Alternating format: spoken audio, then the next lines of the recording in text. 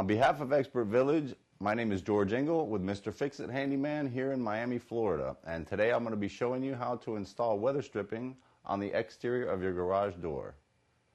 Okay, I'm going to show you how to put the joints together.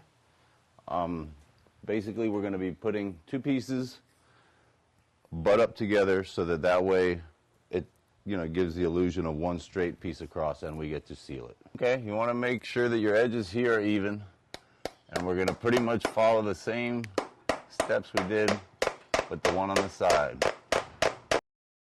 Down, tapping it in.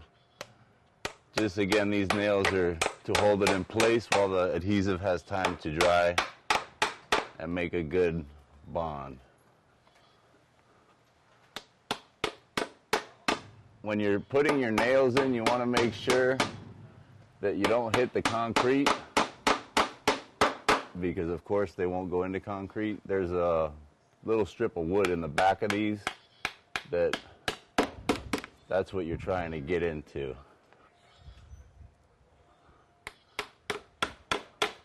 And then all the way down until you hit the end and the next piece.